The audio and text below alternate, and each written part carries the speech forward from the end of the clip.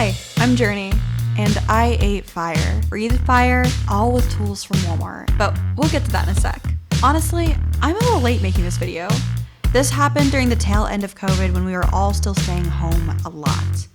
I'm finally getting around to it because I realized this was definitely one of the highlights of my life, and it's a story I really value reflecting on. It's an experience that taught me a lot about coming face to face with fear, risk, and applicable physics. And honestly, this was a complete mindfuck that I never thought I would do.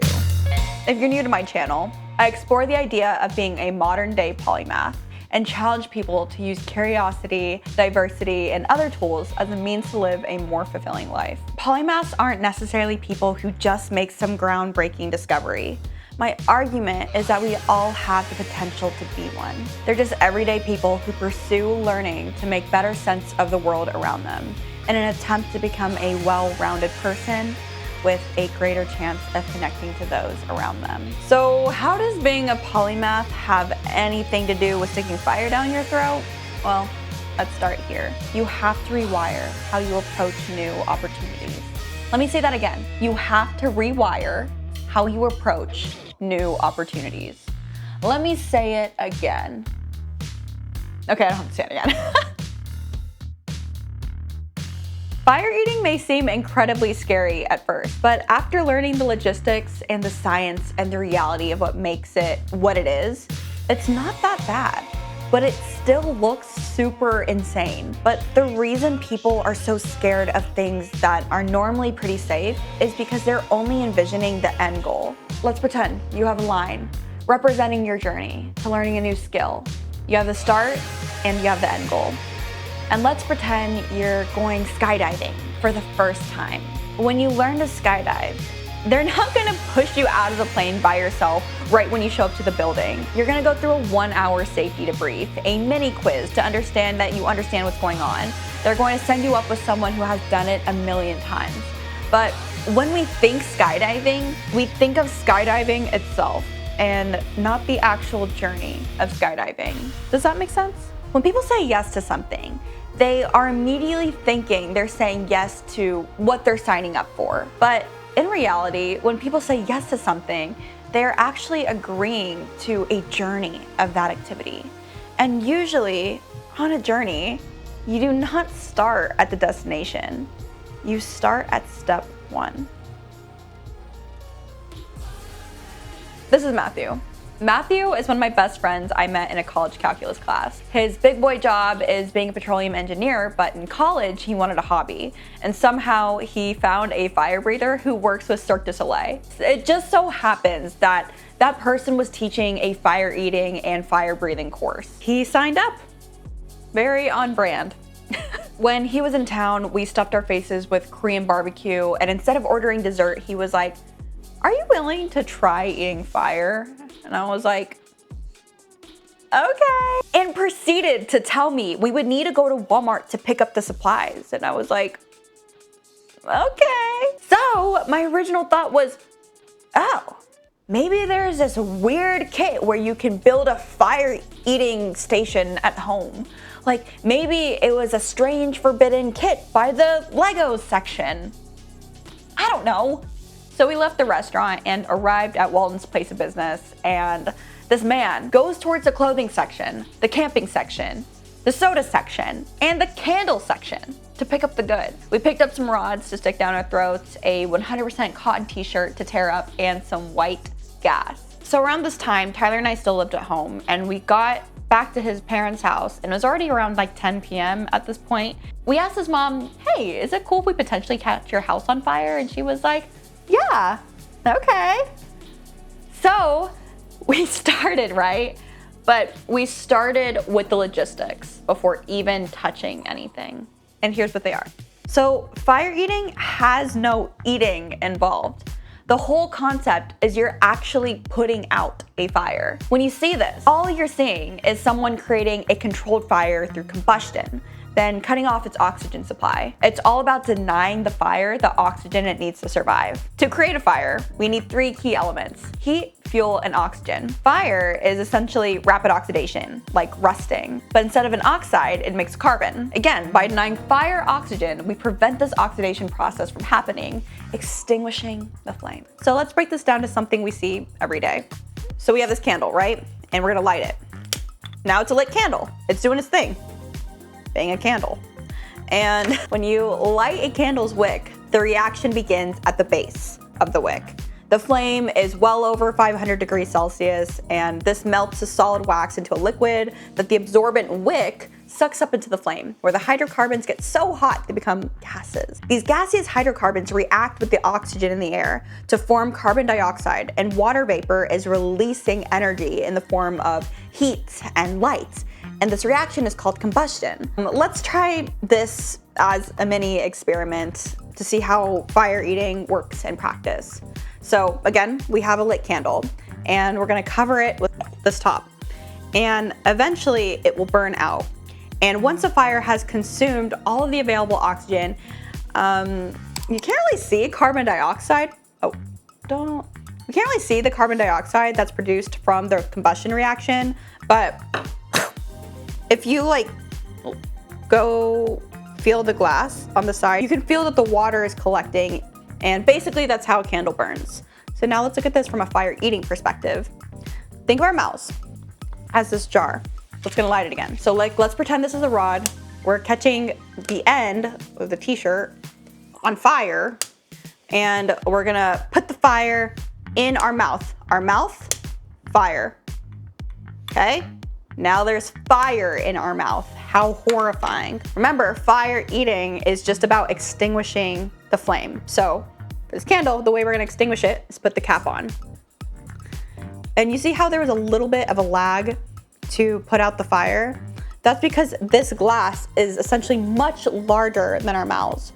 Our mouths have a much smaller surface area, so when we close or extinguish the flame, there's less oxygen for the fire to grab in its surroundings, okay? So the fire in our mouth, if we close it quick enough, it's gonna go out much quicker than what you just saw.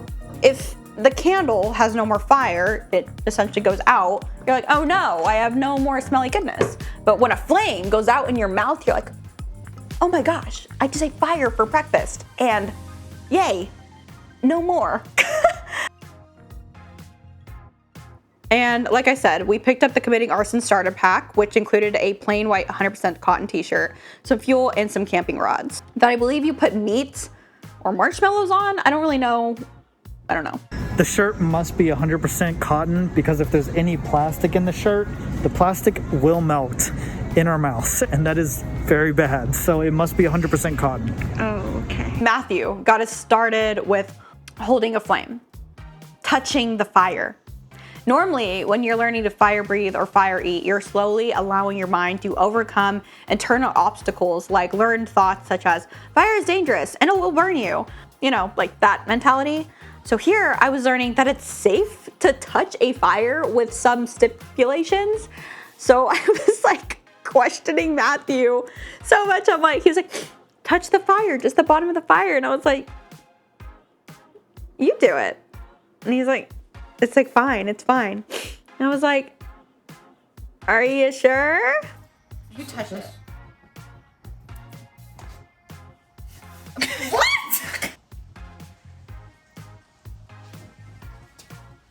Just touch it? Yeah, just grab it with all your fingers. The longer you wait, the longer harder it's gonna get. Oh, that's not bad. It's not bad. Do it with all your fingers. Okay, wait. Okay. Oh, You can even, I take showers hotter than that. yeah. So you can create a vacuum with your hand. How did this not burn me? How did this not burn me? Well, we all know that heat rises. The hottest part of the fire is the top of the flame, whereas the bottom, you can actually pass your hand quickly at the bottom of the flame because all the hot air is rising up. The bottom of the flame is where all the cold air from the room or surrounding is being sucked in. So that's why when you're fire eating, you're moving your head back to eat the fire from the bottom of the flame as bending over the fire and eating it from the top, because that way we would burn ourselves from the very start. So let's pretend this whole thing's a rod. We're gonna catch it on fire, and then instead of going yum yum yum yum yum, we're gonna bend the rod, cock our head back, and then eat the flame at the bottom, and then extinguish it really quick. Because if we're slow, we'll get burned. Burn, baby, burn. So after we kind of had to rewire how our understanding of fire was, and we actually touched the fire, we were getting a little bit more accumulated. Then he wanted us to fire breathe, which is where you have this certain kind of oil in your mouth. You're not swallowing it, but this kind of oil. I'm not going to share what kind of oil this is, because apparently in that community, there's a lot of debate on which oil is best and dangerous to use. But I will tell you, it was not alcohol. And if you're thinking about doing this by yourself, please don't. Go find a coach or someone who has had a lot of training to slowly teach you. In movies, there are a lot of scenes where people will do this. Like, the movie will portray it as alcohol, but in reality, it's a stunt double, and they're using a specific fire-breathing oil. So please, again, don't do it by yourself. Go find somebody. Because even talking about this now, I'm kind of like, wow, I can't believe I did that.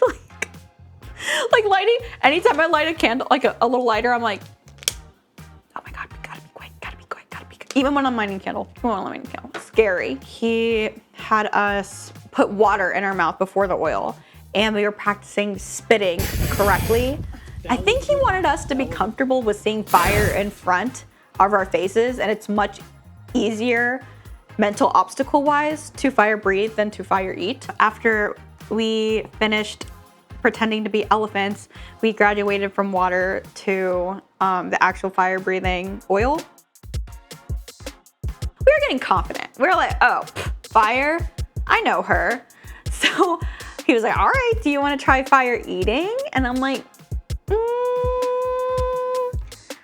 I don't know about that one. So he was like, no, seriously, like, you can do it. Like, if you don't want to, you don't have to, but I think you can. And I'll be here the whole time. So I was like, okay. So we did it. And honestly, the first couple times I did do it, it was horrified because, like, I'm shaking. Everything in my body, all the adrenaline is telling me, like, hey, don't do that. What are you doing? This is fire. It took us forever to figure out what fire was or find it. Like, it is ingrained in us to be like, what the heck is that? When I was slowly bringing it to my face, I felt all the heat. I was like, oh no. So opening my mouth, it was not a cute spoon airplane situation. It took me forever to close it. And the longer you take to close your mouth, it's just so much more dangerous that way, unless you're doing it for a very calculated reason. It wouldn't burn me, but it would get really hot on, like, the surrounding areas of my face, and it freaked me out. I was like, I don't know. So I took like a whole hour break. I was like, Tyler, you do it. Tyler, you go. I don't know about this. He did it, and I was like, I can do it. So I did it again. Wow. And Matthew and him are like sitting there, like, I can hear them like whispering. They're like, close your mouth. Like, right when the fire was in, I was like, okay. So the last one, I did it. I closed my mouth. I was like, bam, done. I did it.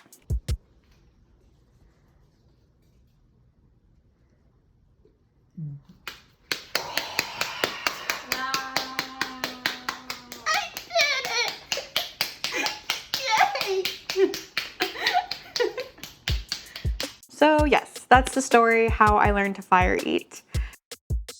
The biggest takeaway I got from this entire experience, especially after reflecting on it for probably a year or 2 years or so, saying yes to new opportunities is going to bring you down paths you never would have ever imagined you go down, but it's the most rewarding experience once you accomplished the goal, no matter how big or small. And when you're approaching a new opportunity, a lot of people have this mentality, just say yes, but like, no, you need to understand the boundaries for yourself. You need to go into a situation understanding if there's going to be some kind of learning curve and if you're willing to take on that challenge. And I encourage you to go into opportunities without expecting that you're gonna just be amazing at it from the start. I hope you give yourself grace and patience while taking agency over your own life. Thank you so much for listening to me babble about fire and science and fear and love and candles. And if you haven't, please consider subscribing to my channel. I love you.